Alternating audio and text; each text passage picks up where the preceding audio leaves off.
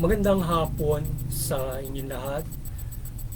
Ito po si Herbert Curia, author, promoter ng The Critics Promotions. Ang ating boses at konstruktibong kritisismo, opinyon, komentaryo at konsultasyon sa linggong ito. Kakibat ang ating pananalig sa ating banal na Panginoon Diyos, banal na Panginoon sa Kristo at gabay ng kaliwanagan ni Banal na Santa Maria. Mula sa isyong ating nakalap ay hinggil sa issue ng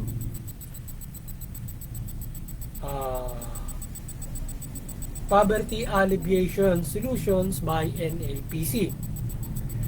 According to NAPC o yung National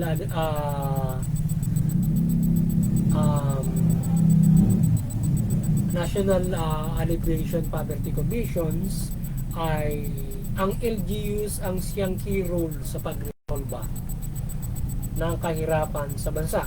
Ang lokal na pamahalaan ay mapag-ibayo nito ang gawain ng national government. Yan. Ito yung ating tinungayang topic, yung alleviation of poverty na ginagawa ng ating NAPC, na kung saan sila ngayon ay maintain ang kanilang ginagawa o para doon sa pagresolba ng kahirapan, na kung saan according to them ay yung LGU ang isa sa mga susi para malunasan yung kahirapan doon sa bansa. Malaking tulong ang LGU para malunasan yung kahirapan sa bansa, para mapag-ibayo nila yung ginagawa ng national government implementation of our economy. So ngayon ay ang Magna Carta o PUR ay nais na mapag-ibayo ng mga LGUs upang marisolba ang kahirapan. So nais ng NAPC na yung Magna Carta o PUR ay mapag-ibayo ng LGUs. Kagaya halimbawa, ano ba yung Magna Carta o PUR? So yung the MCP mandates the government to help in the attainment of the 5 fundamental rights of the poor. Ano ba yun? The right to adequate food, decent work, relevant and quality education, adequate housing, and the highest attainable standard of health. So yan yung mga nais nila yung karapatan ng pantao generally ay syempre makamig noong mga mahihirap. But to sa malawak na dapat nating pagpapaira ng karapatan, yung karapatang pantao ay dapat natamasahin ng bawat mga tao, na kung saan siyempre pangunahin ang makatatamasa nito ay ito dapat ay kung ikaw ay nakapumumuhay na ayon dito, siyempre yung mga less fortunate na hindi nakapumumuhay dito ang dapat na mabibigyan. Yung siyempre yung mga mahihirap, yung mga mahihirap kasi ay hindi nakakakamit ng karapatan. So ibig sabihin, yung karapatang pantao kasi yan ay karapatan na dapat ipamuhay ng lahat. So may Magna Carta of the Poor, dapat ibigay yung karapatan sa kanila. So, and everybody lives according to our rights. So everybody should live according to our human rights. Kagaya nung nasabi na basic rights na lima yon, at lahat ng karapatan ay dapat namasahin ng bawat isang tao, na dapat ito ay kanilang makamit para hindi ka mamuhay ng mahirap. According to rights ang pamumuhay mo. So yun. So ang ating pamahalaan ay dapat na maibigay ito sa mga mahihirap upang maresolba ang kahirapan, at ang mga LGUs ay malaki ang kanilang gampanin na matulungan ang pamahalaan na maibigay ito at kanilang mapag-ibayo ang implementation ng national government agency to resolve poverty. Sabihin, sa pagpapaila ng karapatang pantao, ito pa rin ito, i-implement ito ng ating pamahalaan from the national government to implement human rights. Dapat lahat ito ay makapamumuhay according to rights, at yung LGU dapat pag-ibayuhin yan, yung maibigay yung karapatang pantao. Di ba nakikita from the yung ating NAPC kasi tinitingnan nila yung ating poverty. So ngayon ay yung mga hindi nakapamumuhay according to rights. So ngayon tinitingnan nila kung nakapamumuhay according to rights yung bawat mga tao. Ngayon yung mga LGUs, nakikita nila siyempre yung nasasakupan nila uh, particularly hindi nakakapamuhay according to rights. At syempre, implementation from the national, sila yung mag-spread out para isa katuparan yung karapatan ng tao. Yan. So yan, at halimbawa pabahay, paano magbibigay ng pabahay?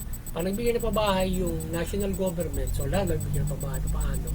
Siyempre doon sa LGU, makikita natin kung paano, kung halimbawa cities, LGUs, cities and rural, or na halimbawa alin dyan, province, major cities, mga capital region na nakikita nila kung ano yung mga pabahay na dapat ibigay, at even though the rural area, so isang probinsya, isang bayan, so alam ba ganyan kung ano yung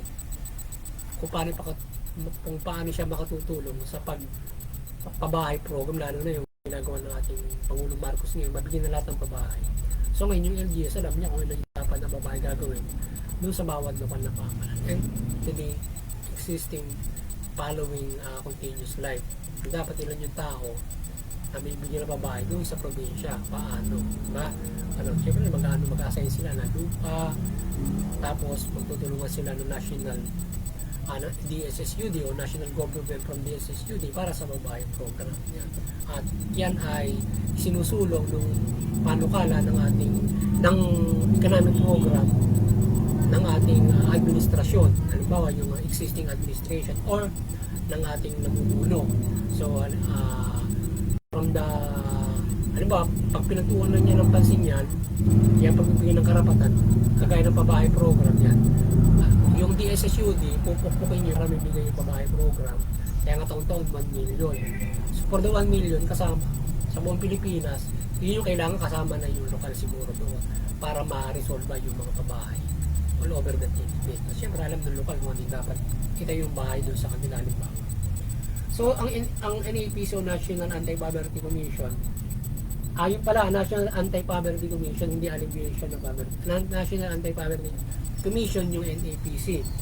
So ay siyang nagbabantay at nagsasagawa ng mga programa to reduce poverty. So nagsasagawa sila ng mga seminars to roll out MPC sa year 2025. So ngayon yung sinasabi ng National Anti-Poverty Commission, nagsasagawa sila ng mga programa to alleviate poverty para mag-roll out sila 2025. So ngayon, kagaya yung mga kapatan nga, nagkita tayo ng example, halimbawa, yung gusto ng ating, yung pag-ibayan ng pamahalaan ngayon sa pabahay, yun, katulong yung mga LGU para maisa katuparan na mabigyan ng pabahay yung bawat mga nasa LGU. Kaya syempre hindi instant.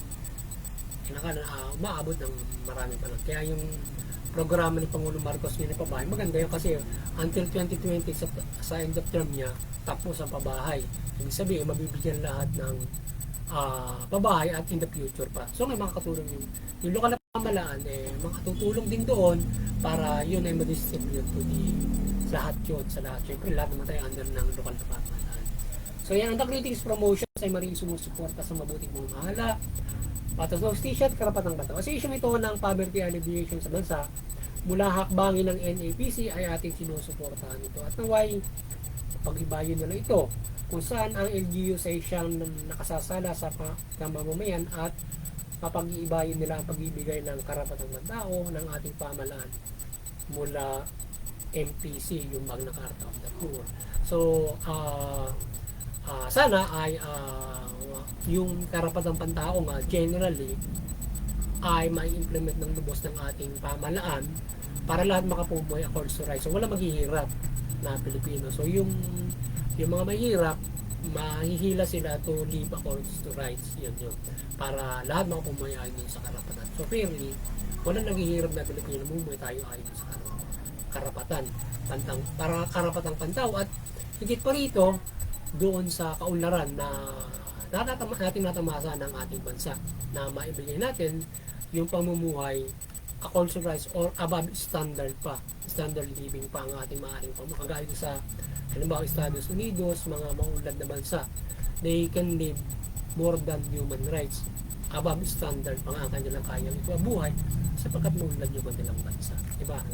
May mga bansang ganun kasi na matataas ang ekonomiya, hindi lang nila basta kaya ibigay yung karapatan na makapamuhay yung mga tao. Lampas pa ron. Kasi maulad sila mga bansa, mga ganon. At maganda ugali sigurado ng mga tao sapagkat tinutupad nila yung karapatang pantao. Kasi kung halimbawa hindi natutupad yan, medyo may problema yung bansa. May mga abusado sa isang bansa, nagpapahirapan, mapairal yung karapatan. So nagkakaroon ng equality for the implementation of human rights abiding the United Nations human rights implementations dahil nga sa mayroong abusado. So yun, kaya kinakailangan ito ay mapag-iba yung mula dun sa suporta ng mamamayan at siyempre nung ating mga namumuno o iluluklok natin sa pamahalaan na ito ay may implement. So, kaya halimbawa ang administrasyon niya, Administrasyon Marcos, patuloy tayong magsasabuhay sa kanya ng karapatan. Kaya ang ginagawa natin sa lahat ng mga administrasyon o sa pamahalaan or any administration pagpapalit na isa katuparan yung karapatang pantao para makapamuhay lahat according to rights that hindi pa ganap na naisa katuparan to, pero ba't bahagi ng karapatan ay naibigay. So dapat we live according to rights. Yun ang dapat mangyari.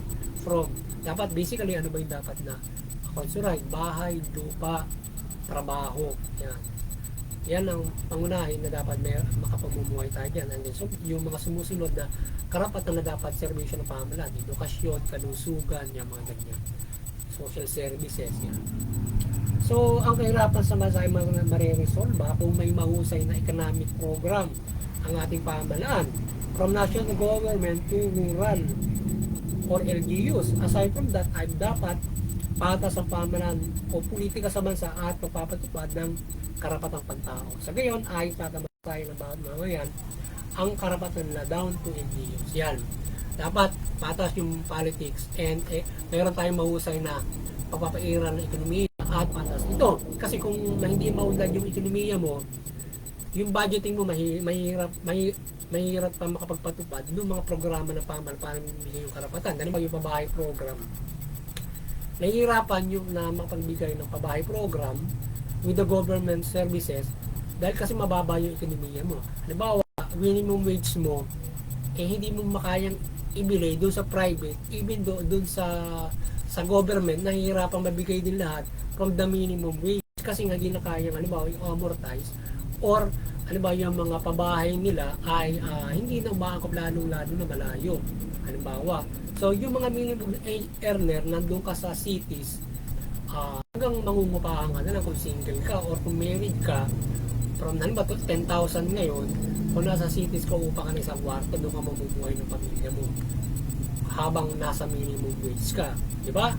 Kasi napakahirap mo yan kung upa ka ng bahay ang bahay nyo sa Maynila, halimbawa 6,000 para hindi ka na makapamumuhay nun kung may pamilya ka, di ba?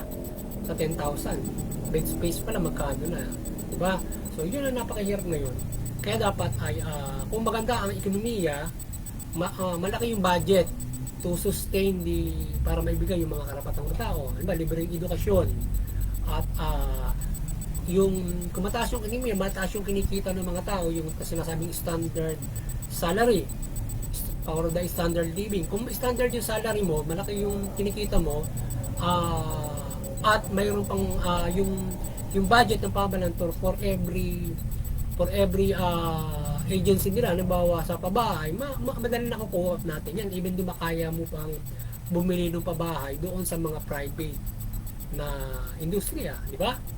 Ngayon, lalo na ka nang makaka-accommodate o makakabili doon sa pabahay ng ating gobyerno kasi nga maganda yung ekonomiya. Kaya yun dapat maganda yung ekonomiya, patas na politika kasi kapag hindi patas yung politika, maaaring magkakaproblema sa bawat bayan. Hindi fair yung implementation of the rights. May ibang mauuna, may ibang mahuli, mga tipong ganon. Not fairly to all, di ba? Mga bagay. So, yan. Kaya dapat fair in politics and mahusay na ekonomiya and fair economy, mamumuhay tayo. Wala maghihirap, ma-alleviate yung ating poverty. Lahat mamumuhay according to rights and even though above standard pa tayo.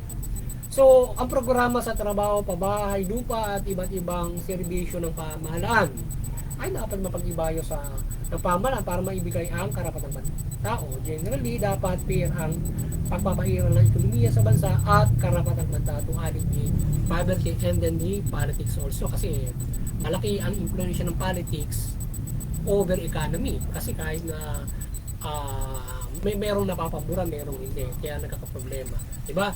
Lalo yung pag-implement ng human rights. Kapag ang politika ang namumulo, hindi siya mas iba yung napapaboran niya, no? Problema malaki yan. Yan, di ba? So sa issue ngayon ng halimbawa yung CLOA, ang lupa at pabahay at kabuhayan ay naibigay na dito sa mga beneficiary nito, lalo na pag iibuyin pa ng pamahalaan na makultivate nila ang mga lupa ang ibigay sa kanila. Balik sa halip na matulungan ng pamahalaan na mapag-ibayin nila ang CLOA ay kinakansila na lamang landar kagaya ng sa issue ng Angeles, Pampanga at itong latest ngayon, itong Ati sa Boracay. So ngayon, ano ba, doon sa pagpapaunlad ng ekonomiya, patas na politika, and then the help of the local government, kagaya ng CLOA. Pero the national government dar, sa issue ng kalupaan, ng mamahagi ng lupa. Pero babayaran din ng mga beneficiary yon.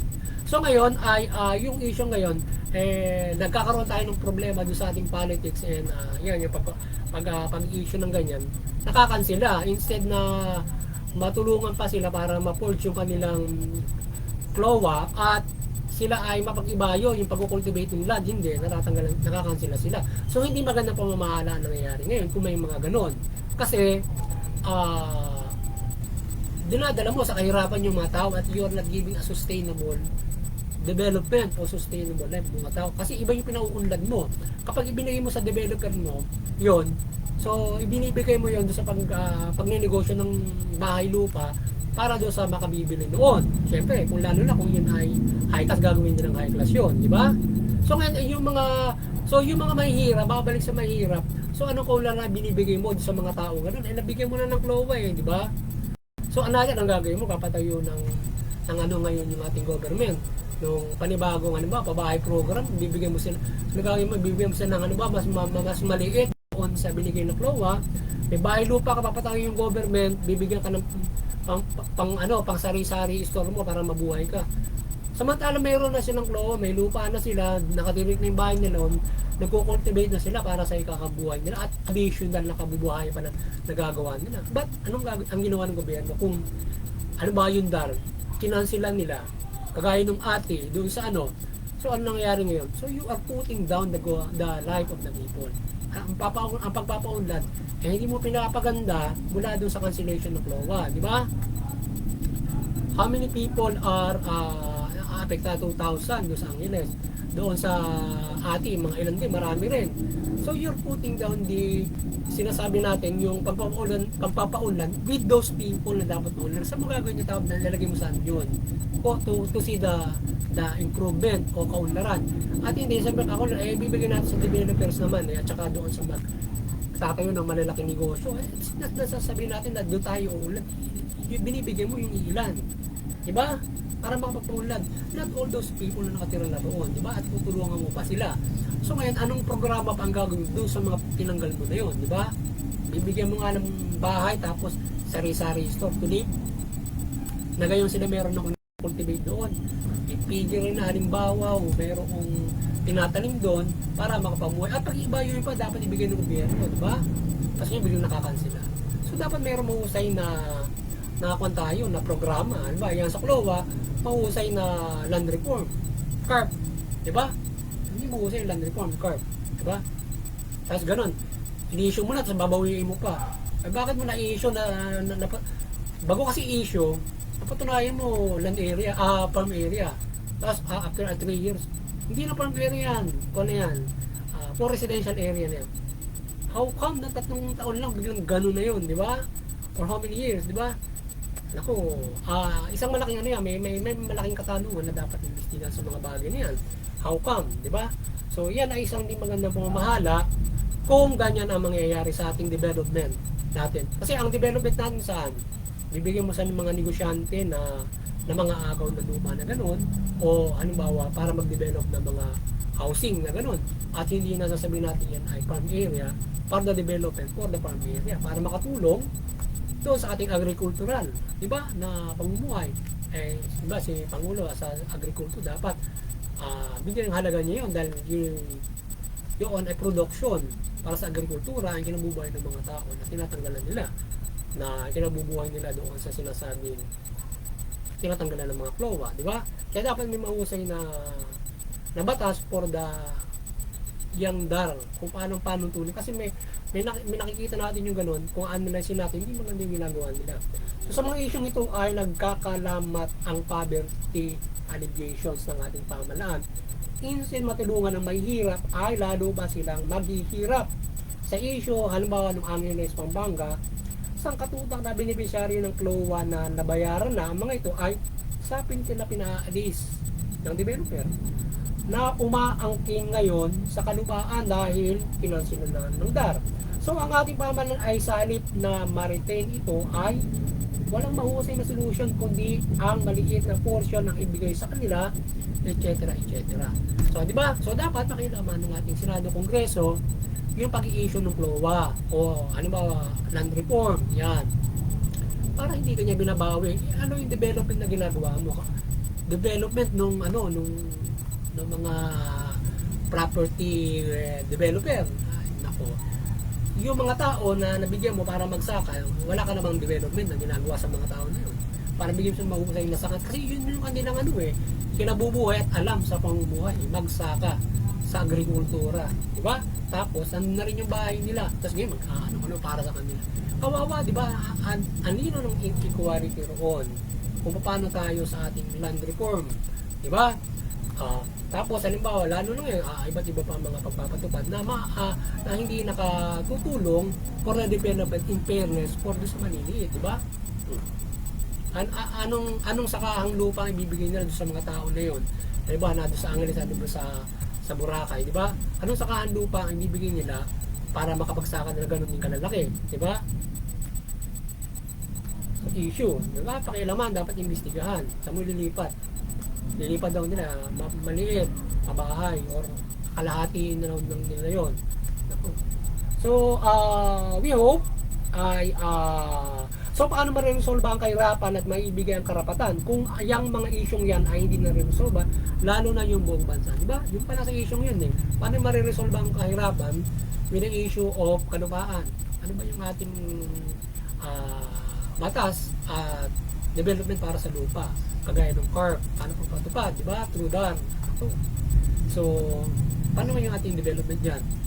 Doon sa we hope ang ating Pangulong Marcos ay magawa niya maibigay ng lubos ang karapatan ng lahat at itong ganitong issue kagaya ng CLOA ay kanyang resolbahin agad at ito ay magiging batik na hindi mahusay ang pamamahala, particular itong sa ating administrasyon. So sa administrasyon niya natataon itong ginagawa nitong DAR. So dapat tingnan niya dahil babatik dun sa kanyang pamamahalayan, yung pamimigay ng CLOA mayroong natatanggalan at tapos nagkakaroon ng madugong mga demolitions, di ba?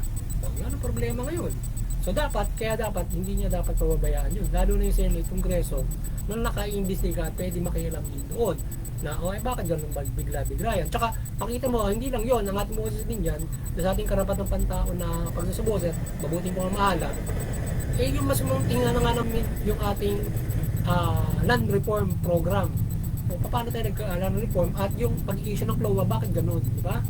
Tingnan mabuti nila yun kasi hindi tayo nagagandahan sa panuntunan ng CLOA, paano kinakan sila. Kasi anytime pwede na kansilahin sa tingin natin doon sa CLOA kasi ganun lalo yung issue kasi parang may hocus-pocus parang biglang tinignan mo na i-farmland, ini-issue mo after 3 years hindi na, wow, di ba? Naka-award na doon sa developers, di ba? Ang dami di ba? Ano yan? So dapat may tingin mabuti yon. So yung Senado at Kongreso dapat sila makialam sa ganyan dahil sila ay kakibat upang marisolba ang kahirapan at ang tiwali at mga usapin na hindi patas ay resolbahin nila kagaya ng probe at iba't ibang akbangin ng madahan ba yung ating Senado sa pangkalahatan, yung Kongreso, bawat mga distrito mo, di ba? Distrito mo yung CLOA ron ganun, di ba? Dapat pangalagaan ng nung kanyang representative. Yung bawat mga ganyan, kung paano pagpapaundan through that, yung mga nasa farm. At yung pabahay dun sa DHSUD, kung paano ba yung lokal na pamahalaan, di ba? At ang nagagawa ng lokal na pamahalaan para matulungan yung pagpapairal ng DAR at saka noong pabahay, halimbawa, from that particular na kaunlaran, from that property. Trabaho ba na iba? Eh, samantalang yun, yung nga pa lang sa Klowa na yun, may trabaho na yun. Eh, dun sa DHUD, pabahay lang yun. Bibigay dun sa saan. Kailangan pa, mayroong trabaho pang kaulam yun. Kung squatter mo yung pagbibigyan mo, diba? Halimbawa. So, ang buong pamahalaan mula national agency to local ay dapat magkaroon ng mahusay na pamamahala to eradicate o alleviate poverty. So, equality in politics and economics is base solutions to end inequality sa bansa at maibigay ang karapatang panahon at magalago ang bansa. So, sa ekonomiya, paano lalago ang bansa kung laging pabor sa negosyante at kapitalista? At ito mga manggawa ay nasa mababang kinikita na hindi patas ang tinatamasa at hindi kaya makabiling bahay mamuhay ng ayon sa karapatan. So, what is the fair economy? Eh, palagi yung kapitalista lagi ang kumakain at yung mga gawa ay kaus pa, hindi ibigay yung lahat ng karapatan. So, timplahin para maging fair. Kaya nga may karapatan ng standard living. Paano natin bibigay standard living for that na yung ating mga negosyante ay kikita rin na maayos for the standard living na ibigay nila. Kasi ang nangyayari hindi naghahabulan sila dun sa sa kapag sa inflation, mataas sweldo, tapos mamaya biglang magtataas. Paano ka mamumuhay sa karapatang gano'n na mangyayari sa'yo, di ba? Kaya dapat may maigting na implementation for that economic development at saka sa politics yan. Fair. Kasi kapag sila pinagbibigyan, sila lang uunlad. Yung mahirap diyan parang alipin, di ba? Kaya tinatawag yung bansa natin ng malapyudal o semi-feudal kasi marami para mamuhay alipin, hindi mo naman kung may ayos sa karapatan. Kasi pag nagtrabaho ka, hindi ka naman sapat na kumikita. O di para ka rin lang alipin. Kanya lamang nung unang panahon, papakain niya lang. Ngayon, siyempre sinusweldo, kaya lang di sapat. Diba?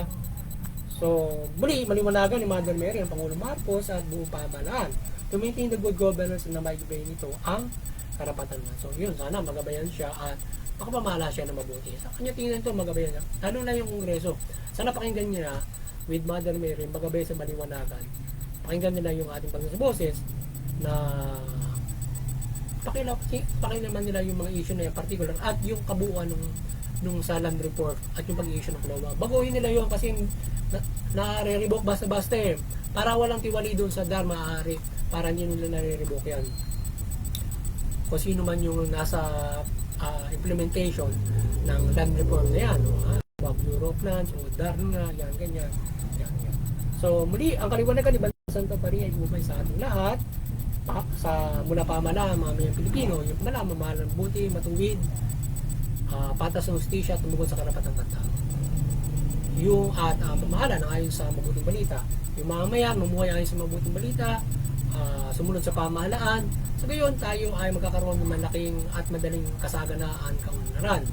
Iwasan natin yung labanan, maiwasan yung kaguluhan, iiral yung kapayapaan. At sa gayon ay magkakaroon tayo ng malaking pag-asa sa kaligtasan ng spiritual mula dito sa usapin ng legalidad at pagtupad ng buong mabuting balita. Magandang hapon sa lahat.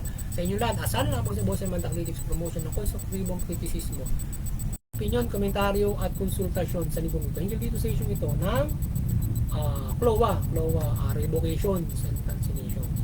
Magandang hapon sa inyong lahat at